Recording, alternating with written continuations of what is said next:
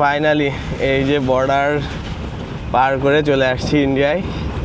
এখন এই যে বর্ডারে এখান থেকে একটা গাড়ি নিয়ে আমরা চলে যাবো ডাউকি বাজারে।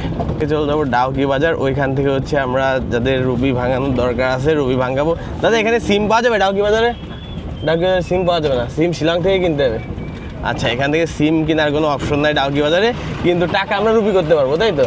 টাকা রুবি করতে পারবো, বাট সিম কিনতে পারবো না। এই জন্য হচ্ছে আমরা এই যে দাদাকে নিছি, এই একদম বর্ডার থেকে ডাউকি বাজার পর্যন্ত 3 জন আছি আমরা, 50 টাকা করে, 150 টাকায় যাচ্ছে হচ্ছে ডাউকি বাজার। ওইখানে যে আমরা টাকা ভাঙাবো, দেখা যাক কত রেট পাওয়া যায়, আজকের রেটটা কত পাওয়া যায় সেটা আপনাদের সাথে শেয়ার করার চেষ্টা করব।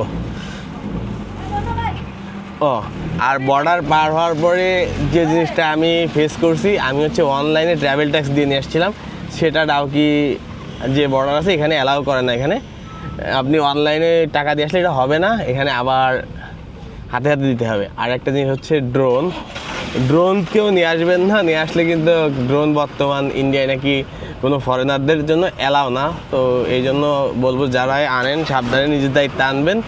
ড্রোন কিন্তু অ্যালাউ নিষেধ করে দিয়েছে আজকে, যে আমার যে ব্যাগ চেকিংয়ের সময় ওই সময় বললো যে ড্রোন অ্যালাউ না, বর্তমানে নাকি কোনো ফরেনার বা ট্রাভেলার ড্রোন আনতে পারবে না ইন্ডিয়ায়। এখন যাই না এটা শুধু বাংলাদেশের জন্য কিনা কিংবা সব দেশের জন্য।